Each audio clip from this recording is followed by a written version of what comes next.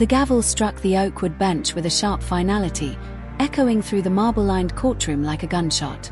Judge Miriam Cole sat upright in her black robe, her gaze cold, her lips pressed into a thin line that had become her signature expression. The defendant before her, a young white man with trembling hands, received her sentence with wide eyes. His lawyer sputtered about evidence, about alibis, but Miriam silenced him with one raise of her hand. "Justice has been spoken," she said, her voice slicing through the air like steel. To the world, she was the epitome of authority. To the people in her community, she was a symbol of black resilience, a woman who had risen through the ranks of a system designed to break her. But behind the stern eyes, Miriam carried scars invisible to the court. She had been shaped by a childhood of watching her father wrongfully imprisoned, by a mother who died fighting to prove his innocence, and by the countless white prosecutors and judges who had once sneered at her family's pain. Her courtroom had become her fortress, and her rulings her revenge. For years, every white face that appeared before her reminded her of wounds that never healed. It didn't matter if the charges were flimsy or the evidence weak.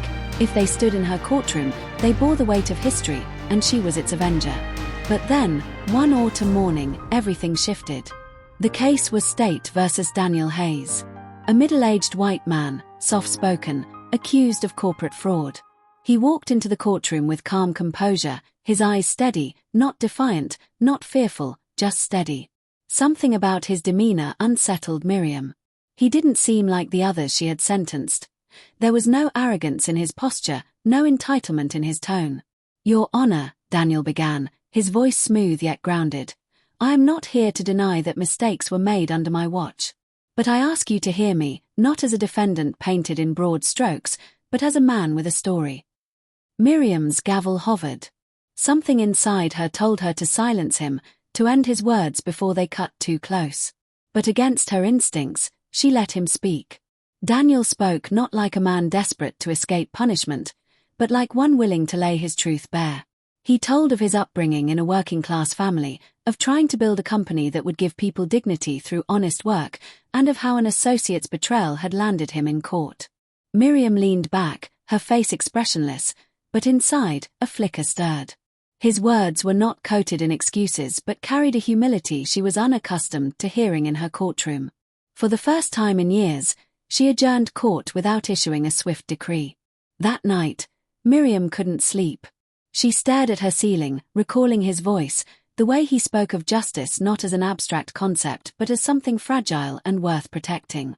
She thought of her father, of his broken spirit, of her own bitterness that had hardened into law. For years, she had convinced herself she was defending her people by avenging their wounds, but was she? Or was she slowly poisoning her own soul? The next day, when court resumed, Miriam's eyes met Daniel's across the room, and for the briefest moment, it felt as though he saw her, not Judge Cole, not the gavel, not the robe, but the wounded woman underneath. And something inside her cracked. The days that followed blurred together in a haze of court proceedings, paperwork, and sleepless nights. Yet Miriam found herself thinking of Daniel in quiet moments, the tone of his voice, the calm sincerity in his eyes. She hated herself for it. She was not a woman to be swayed by defendants, not after everything the system had done to her family. And yet, he lingered in her mind like a stubborn echo she could not silence. When Daniel took the stand again, his testimony was meticulous, thoughtful, free of bitterness. He admitted negligence in oversight but denied deliberate fraud. He did not flinch when the prosecutor painted him as a white-collar thief, nor did he lash out when witnesses betrayed him. Instead, he spoke of responsibility as though it was a burden he was willing to carry, even if it crushed him. Miriam felt an unfamiliar unease. She had sentenced countless men and women without second thought, her gavel slamming down with the force of years of resentment. But with Daniel, she hesitated. Each time her hand reached for the gavel, something within her whispered, "Wait." The court staff noticed the shift. Whispers spread through the courthouse. Judge Cole was pausing, Judge Cole was listening, Judge Cole was softening. One afternoon, after adjournment, Miriam gathered her files with brisk efficiency, determined not to dwell. But as she descended the courthouse steps, she noticed Daniel standing near the exit, speaking with his lawyer.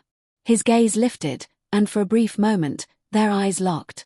It was not defiance, not arrogance, just a quiet acknowledgement, as if he could see the storm behind her mask. Against her better judgment, she walked toward him. "Mr. Hayes," she said coolly, her voice carrying the weight of authority. "Your Honor," he replied with a respectful nod. "You speak well for yourself," she said, her tone sharp but not unkind. "I speak what I know to be true," Daniel answered. "Not because I think it will change your ruling, but because truth deserves air, even in hostile rooms." His words disarmed her. She had expected excuses, flattery, manipulation, but instead he gave her honesty. She turned sharply, unwilling to let the conversation unfold further, but as she walked away, her chest ached in ways she could not explain. That night, memories of her father returned in vivid flashes, his trembling hands gripping the bars, his voice whispering, "The truth didn't matter in that room, Miriam. They didn't want it."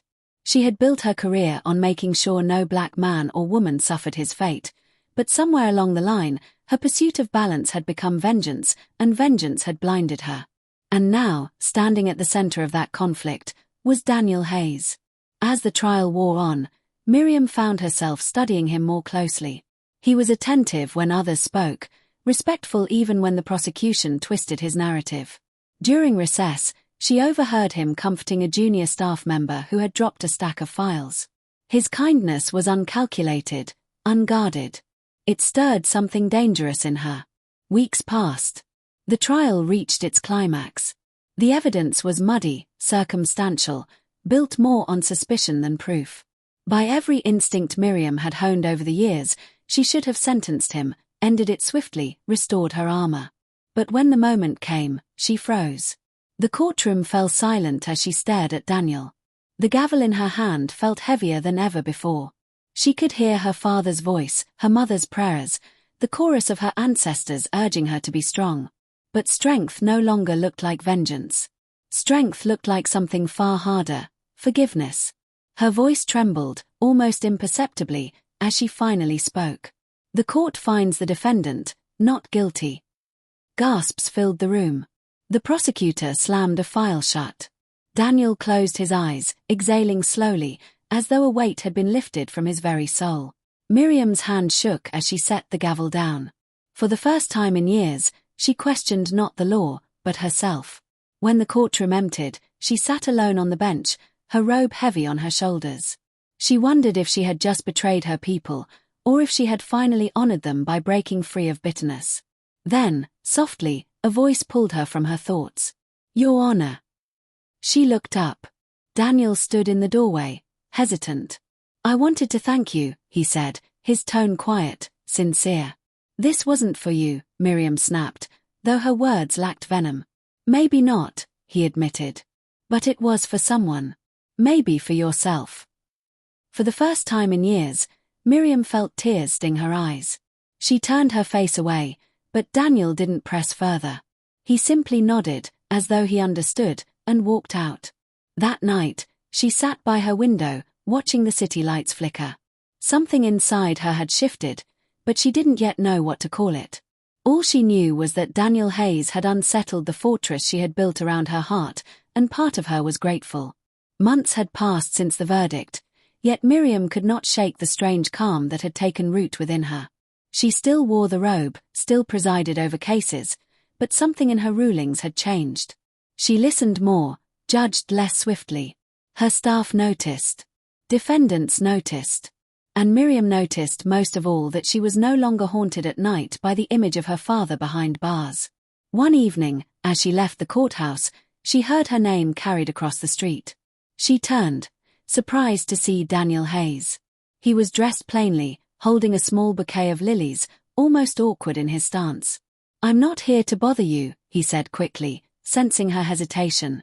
I've been working with a non-profit that supports families wrongfully accused. We're hosting a small dinner to raise awareness.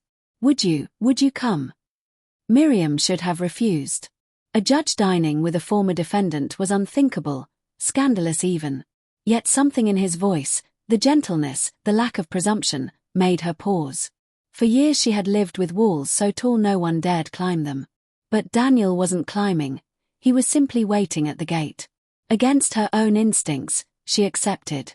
The dinner was modest, held in a community hall filled with photographs of families reunited, children smiling beside parents who had once been locked away. Miriam felt her throat tighten as she walked through the displays. She had lived her life trying to shield her community from injustice, but tonight she saw that pain knew no color. Black or white, guilt or innocence, when justice failed, everyone bled. Daniel introduced her quietly to colleagues. He did not parade her presence, did not boast of her attendance. Instead, he gave her space to observe, to feel. Later that evening, as the crowd thinned, Miriam found herself seated across from him, the lilies now resting on the table between them. "You could have been bitter," she said softly. "I was," Daniel admitted. "But bitterness eats faster than fire. I couldn't let it own me." She looked at him long, as though searching for cracks. "And yet you trust me enough to sit here tonight." "I don't trust titles," he replied. "I trust people. And somewhere beneath your armor, I think you want more than judgment. You want healing too." The words struck her like a revelation. She had not spoken of healing to anyone. Healing was for the weak, she had told herself. But looking into his eyes, she saw not weakness, only truth. Their meetings became more frequent after that. Coffee in quiet cafes, walks through parks where anonymity shielded them, long conversations where they spoke less of law and more of life. Miriam found herself laughing again, a sound she hadn't heard in her own voice for years. Daniel, in turn, discovered in her a depth he hadn't expected, a woman of fierce conviction but also buried tenderness. Still, fear lingered. For Miriam, a black judge known for her iron rulings, and Daniel, a white man once nearly crushed by her gavel, theirs was not a union the world would easily bless. But love, like justice, rarely follows the path of least resistance. One Sunday afternoon, Miriam invited him to her home. It was a small gesture, yet monumental in meaning. She brewed tea as he admired the rows of books lining her shelves. His hand paused on a worn Bible, its pages marked with notes in the margins. "Your father's?" he asked. She nodded. "He always said forgiveness is the hardest law to uphold." Daniel closed the book gently. "Then maybe he'd be glad to know you're learning it now." Her throat tightened. Without warning, tears slipped down her cheeks. For years she had held them back, swallowed them down. But tonight they came freely, and Daniel did not look away. He reached across the table, his hand warm over hers. No promises, no grand declarations, just presence. And in that presence, Miriam felt a peace she had never known. Seasons shifted. Whispers spread in the city, but neither of them bowed to fear. In time, their bond grew strong enough to withstand the murmurs. When Daniel asked her one evening, in the simplest way, "May I walk beside you for however long life allows?" Miriam answered not with words, but with a smile that carried years of release. Their love was not born of fairy tales, but of fire, tempered by pain, forged by justice, sealed by grace. And as they stood one evening on the courthouse steps, side by side, Miriam whispered into the dusk, "Maybe this is what my father meant all along. Justice is necessary, but love redeems." Daniel's arm circled her shoulders, drawing her close. The city lights shimmered, the night air gentle around them. For the first time in her life, Miriam Cole was not just a judge, not just a defender of her people. She was a woman, healed by the very thing she had once sworn to withhold. And in that quiet, in the harmony of two once divided hearts, a new story began. One of forgiveness, one of hope, and one of love strong enough to bridge even the deepest scars. And so, in the quiet glow of a courtroom once filled with tension, Judge Naomi found herself standing not as a wielder of judgment, but as a woman learning to love again. Her gavel no longer felt like a weapon of vengeance, but a bridge to justice, mercy, and healing. And when David's hand brushed gently against hers, it wasn't just the start of romance, it was the beginning of a new story.